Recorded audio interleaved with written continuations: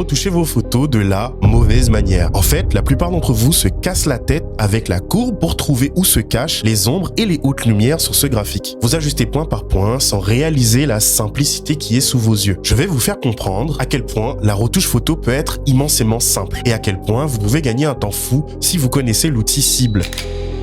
Déjà, pour ceux qui ne le savent pas, l'outil cible se trouve ici. Vous cliquez sur ce point. Maintenant, la magie commence. Habituellement, si je voulais assombrir la zone des ombres, comme les cheveux ou le dos sur cette image, je devrais manipuler la courbe. Mais avec l'outil cible, je peux cliquer directement sur les ombres dans mon image. Je clique. Si je descends, ça assombrit. Si je monte, ça éclaircit. C'est déjà plus simple que ça n'y paraît. Et ce n'est rien par rapport à ce qui nous attend.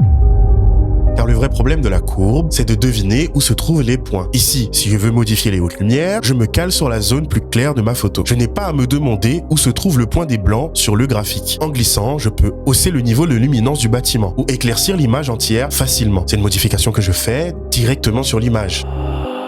Honnêtement, ce réglage est un peu sous-coté et beaucoup de personnes ne l'utilisent pas parce qu'ils ne savent tout simplement pas qu'il existe. Pourtant, croyez-moi, depuis que je l'ai découvert, je l'utilise sur pas mal de mes photos dès que je ne veux pas me prendre la tête avec la courbe à points. Mais attendez, on ne parle que de lumière. Le plus choquant, c'est que ça marche aussi pour la couleur. Je peux venir cliquer ici pour les courbes RGB en sélectionnant une zone d'ombre. Je peux lui ajouter ce petit bleu profond et stylé. Et si je veux récupérer du jaune dans mes hautes lumières, je clique sur le blanc du bâtiment et je le retire ou je l'ajoute. J'obtiens un réglage de couleur ultra rapide et ultra précis en manipulant les points directement dans mon image. Malgré cette retouche incroyable et efficace, vous n'êtes qu'à 10% de votre potentiel en matière d'édition directe. Nous n'avons vu que l'outil appliqué aux courbes RGB. Mais rassurez-vous, la partie 2 est déjà disponible sur mon profil pour découvrir comment utiliser l'outil cible dans les TSL ou avec la courbe paramétrique pour plus de précision chirurgicale. Sur ce, c'était End. Tchuss.